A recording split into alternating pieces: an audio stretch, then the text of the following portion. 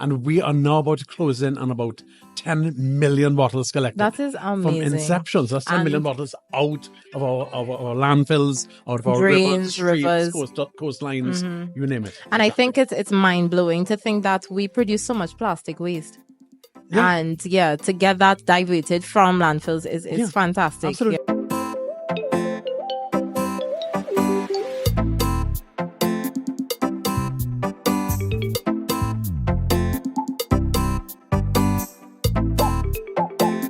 Hi everyone, welcome to episode 2 of Green Talk. I am Alicia Barry, the owner of Glassic Designs Interior Styles. And today, we are joined by Mr. Ryan Darcy, the commercial lead at Every Bottle Back Titi. Thank you so much for being here. I am very excited. How are you? Absolute pleasure. Thank you for having us as well. So excited. So much. And maybe more excited than you actually. You never know.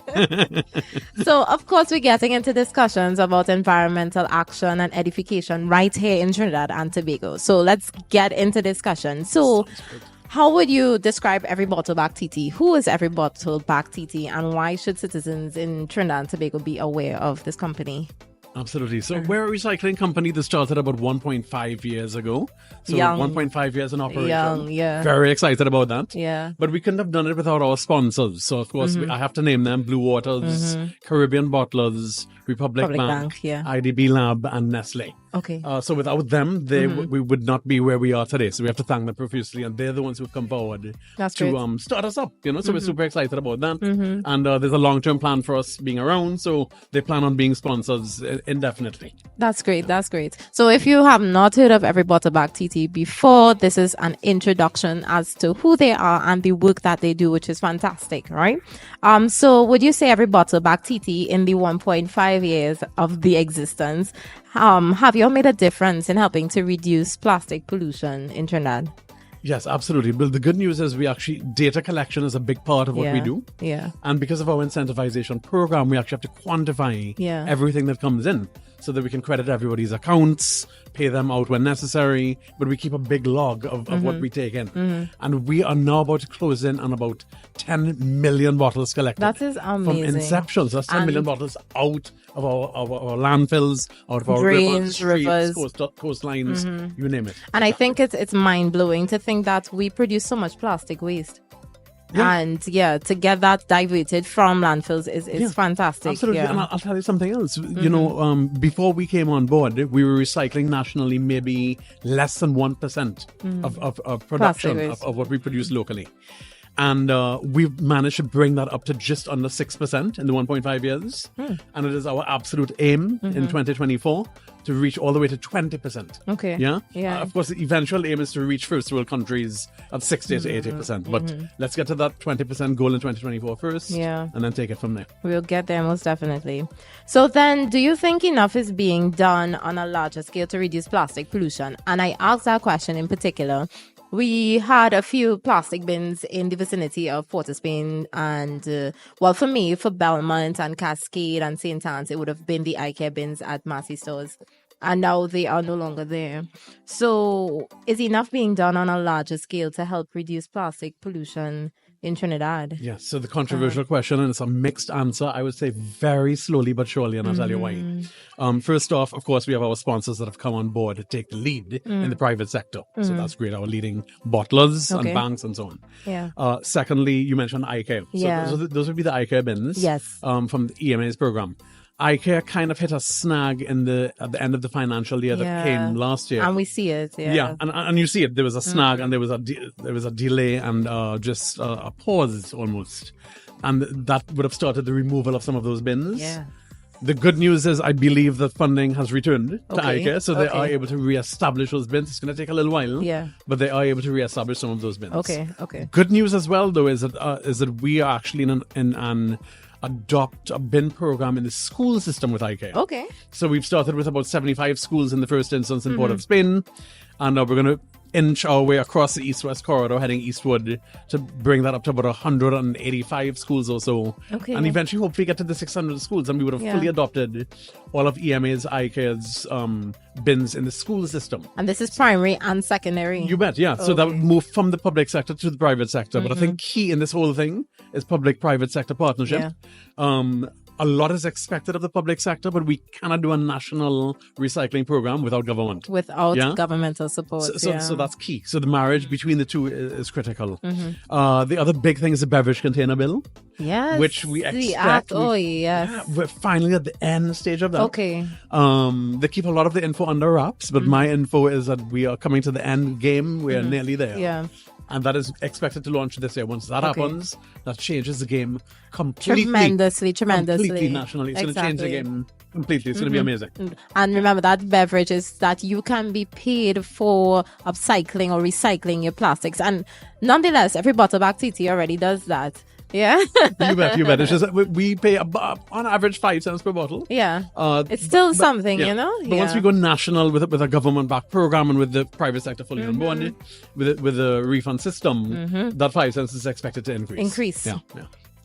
Guys, please, so we're imploring you, please, upcycle, recycle your plastics, Every Bottle Back Titi. Now, in terms of accessibility, that's very key for persons to get their plastics recycled. So where are some key places that we can get Every Bottle Back Titi? Where can persons to take their plastics to, etc.? Yeah, so we actually started in Charlotte Street, Port of Spain. That is literally to access the man in the street, the everyday man. People can just walk in with their bottles. And that has actually created businesses and entrepreneurs out of the system. So started off on Charlotte Street, and then we opened a satellite center in Longdenville to cover Chaguanas. So that's the two. We, of course, have partners in Arima via New Age, but they're more on the B2B side, so we supply them with what we collect, and they bale and compress and package for shipping for us. So that's not a consumer drop-off just yet. Okay. It will be probably in the future, so we'll have an East location. Where we're going to be tapping into outside of the school system that I mentioned earlier. Yeah. So, of course, a bunch of schools, 75 schools in Port of Spain. But outside of that, where we hope to really access every member of every community is through our entrepreneur program. Okay. So we're going to have entrepreneurs nationally. It's already started. We have about 25 on board so far nationally. And we hope to expand that to about 120. Okay. So they make income by bringing bales of plastics to you all. You bet, yeah. And what they're doing is they're concentrating on the immediate areas so that they're accessing those areas and accessing those people who have been clamoring for an option. Yeah. And so once your nearest entrepreneur hits you, you're taken care of. So we're really depending on that program to be a biggie for us. As well as the adoptive program from the school system. Okay. Yeah. Okay. So the last question. Trini mindset. How can we change that mindset or transition the mindset of Trinbagonians from thinking of plastic waste as trash, as garbage, into something that's a lucrative resource?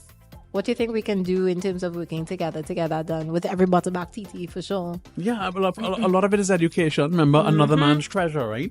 So a lot of it is natural waste. Once you're recycling it, it's no longer in the category of waste as such. Changes. I mean, you could call it waste management, but it really is a little bit different. Yeah. We've started with an incentivization program, of course. So there's money involved, there's business involved, entrepreneurs are involved, and there is a way to rope in schools, communities and companies to actually earn money from this and take that money and put it back into their green fund, right? So their green initiatives.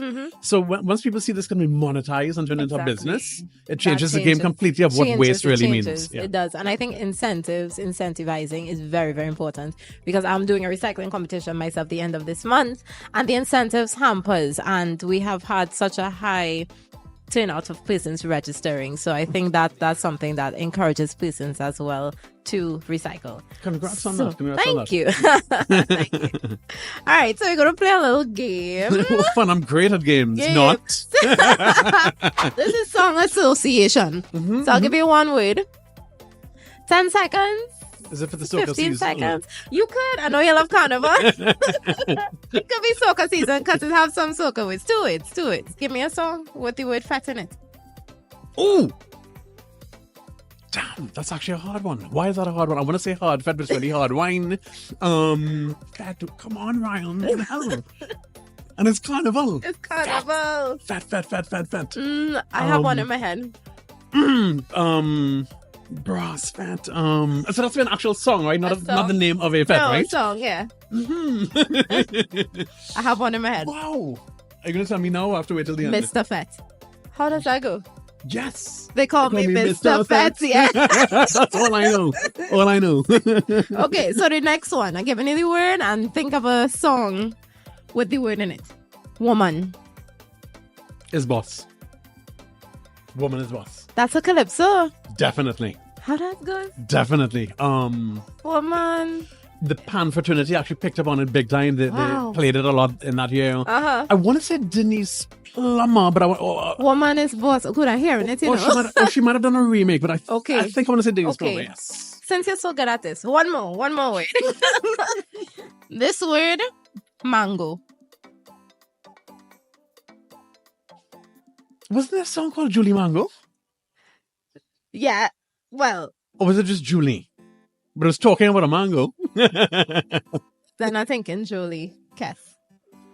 And that had nothing to do with the mango, did it? Yes! It did? Yes! Okay. Julie, how your mango sweet? Yes. So does that count? Yes, it does. All right, thank you so much, Ryan. That was so much fun. This episode has been very informative. So if you did not know, check out Every Bottle Back Titi. On which social platforms can they find you? Literally EveryBottleBackTT.com, EveryBottleBackTT on Facebook and Instagram as well. Okay, guys, let's work together on helping to reduce plastic pollution here in Trinidad and Tobago. That is the aim. That's the mantra. Let it be the mantra of 2024. Thank you so much for tuning in and do have a great afternoon.